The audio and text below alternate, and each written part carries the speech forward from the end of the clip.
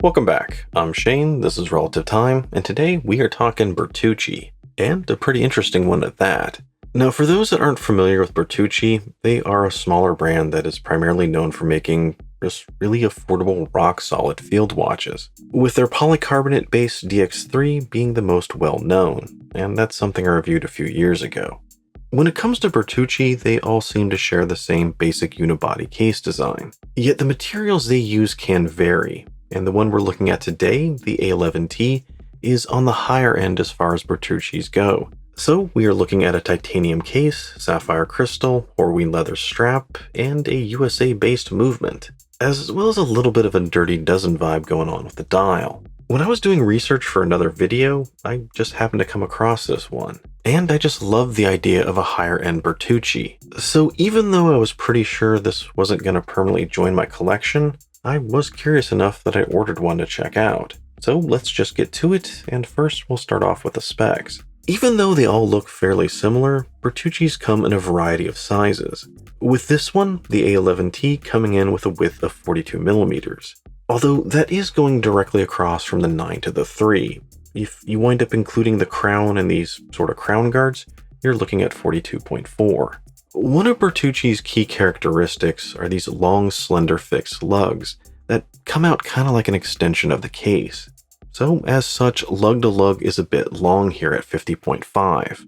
However, it wears a little bit better than you would expect, as those lugs extend down and past the case back, so they're already starting to compensate a little bit for your wrist.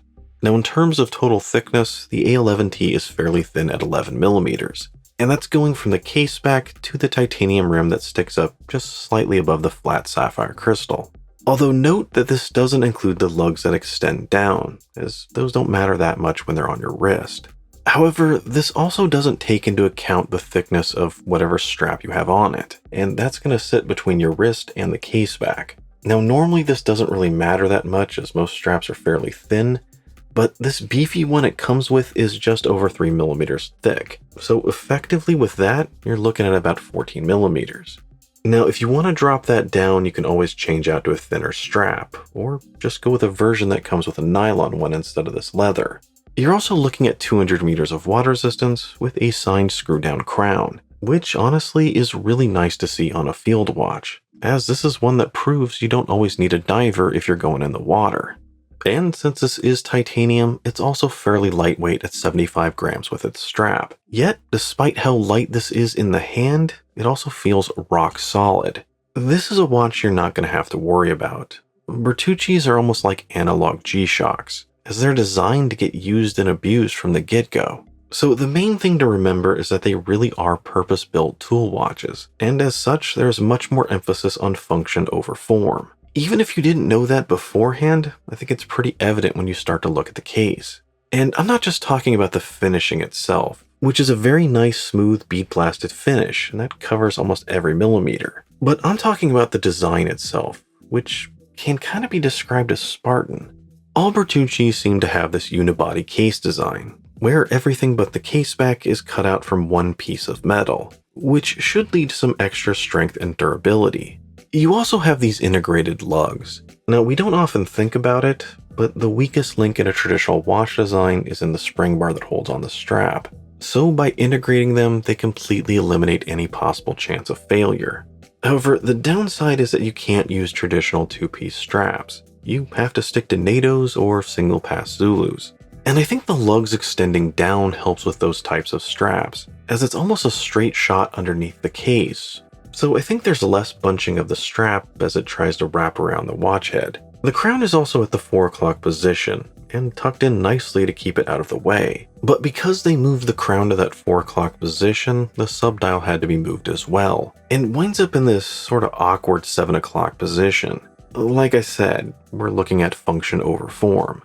Now, from what I know, there are 6 total models of the A-11T, but there are really only 2 different versions. There's a regular 3-hander, as well as the one we have here, and then you just choose what kind of strap you want with it.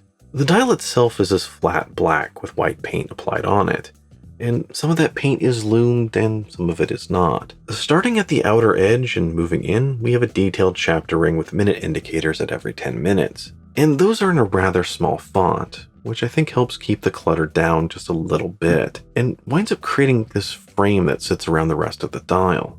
Moving slightly inward, we hit the Arabic hour indicators, and this is the part that is loomed, which you can visually tell as there is a much thicker application of paint. It's still not very tall, but there's enough of it there that it gives just a slight sense of depth to an otherwise very flat dial. I mean, if you look at it, this is kind of the Florida of watch dials. Even that sub-second hand is on the same very flat plane. Now, the sub-dial is at that kind of awkward 7 o'clock position, which makes it look a little bit off and just kind of asymmetrical with the rest of the design. But despite that, and as flat as it is, it kind of looks nice with that detailed ring around it. The hands are a traditional sword shape, and they are a bit short, but they do look good with the overall design, and they are pretty easy to read. Heck, everything's easy to read when you're talking black and white. However, the date sitting at the 4 just completely throws off the symmetry. And I think it looks even more awkward sitting next to that kiltered subdial. But I think the most distracting part is that white square backdrop. There's just too much of it there and it doesn't really seem to fit with the dial. So maybe a black backdrop with white text would have been better. So the overall dial design is that of a rather straightforward field watch, as well as being a rather crowded one. Generally, I like visually complex and interesting dials, but there is too much going on here, even for me, which is mostly due to the copious amounts of text. And let's be honest, you don't need most of this. While it's nice to know that this has upgraded materials, I think having a cleaner look is much more important. As it is, it's still a good looking dial, it's just one with a lot to say. So if you got rid of most of this text, I think it would look even better. Now, compared to the three-hander, the subdial is a great change that adds just a touch of sophistication. But other than that, and for better or worse, it's just like every other Bertucci I've seen. Which is good if that's what you're looking for, but if you don't need that ultra-tough case with those fixed lugs, I think there are some better and better-looking options out there. So let's move on to the Lume, and I was pretty excited to test this one out, just to see if Bertucci enhanced that as well. Now, initially it looks great, but overall this is kind of so-so performance, as it is the first to fade out in my comparison test, even before a Vostok Amphibia, which is pretty disappointing, and I think this is on par with the other two Bertuccis I've seen. Realistically, this is probably okay for a field watch, and I think this would be okay for a $75 Bertucci. But at this price, I think Lume needs to be enhanced as well. Anyway, let's move on to the movement, which I think is one of the most interesting aspects of the watch, at least for me, as this is the first time I've seen a watch with a USA-based movement. Now, Bertucci doesn't actually say it, but I'm assuming this is an Ameriquartz movement, because I think they're the only ones doing it. Ameriquartz is made by FTS based in Arizona, and I believe they have a partnership with Titan out of India. I've been seeing the Ameriquartz movement pop up more and more, so I was actually excited to see one for myself. But if I am being honest, I didn't actually notice anything different about it, which I guess is a good thing. Now, they are supposed to be a more premium-based movement, at least as far as quartz goes, as they're made with all metal components and designed to be serviced. Although, since they are a newer brand, they don't quite have the track record that others do. Alright, so when it comes to my previous experiences with Bertucci straps, they can all be summed up in one word: overkill. These nylon straps are like mil-spec on steroids, which in some ways is good, but they aren't always the most comfortable thing around.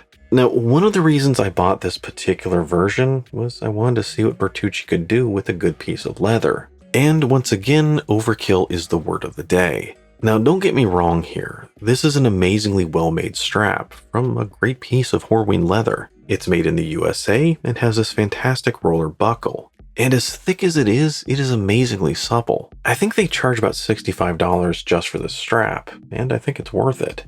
The problem is that just like its nylon straps, it's not always the most comfortable. When you first start walking around with it, it's actually pretty comfortable. It may be a little tall, but overall feels good on the wrist.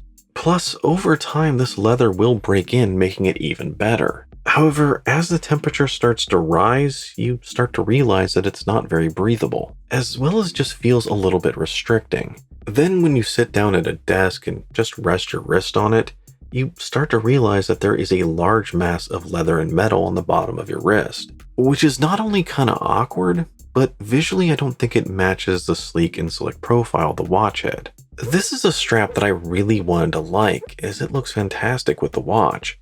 But at the end of the day, comfort is the most important thing, which is why I eventually swapped it out to a pretty thin single pass, and that seemed to negate all of those issues. So in terms of value, we're looking at an MSRP of $255, which as far as Bertucci's go is kind of high. Normally I like to bring in some comparable watches when I do this kind of thing, but the problem is there isn't anything quite like these Bertucci's. So instead I started looking at some watches with some similar components. And after that I would say that this is on the high side, but it is still within reason. The problem, however, is that unlike some of those other brands, there really isn't anything here that says it's more of a higher end or premium quartz watch. You kind of know it is just because of the better materials, yet it still has a very plain looking case and dial.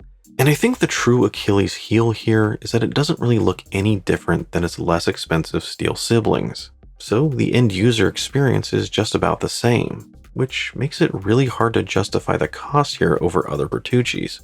This is one reason that this watch really reminds me of the Timex American documents. That was a bit of an experiment Timex tried a few years ago, where they tried to make everything but the movement in the United States.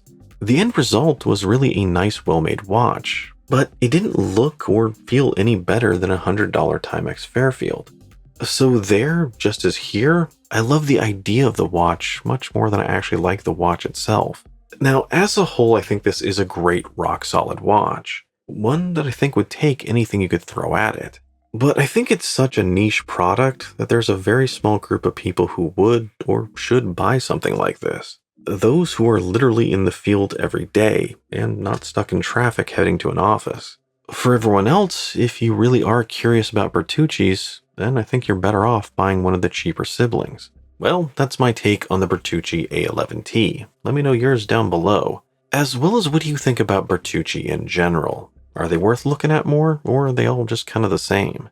And as always, if you enjoyed the video, don't forget to like, comment, and subscribe. Thanks for joining me. I'm Shane, and I'll see you next time.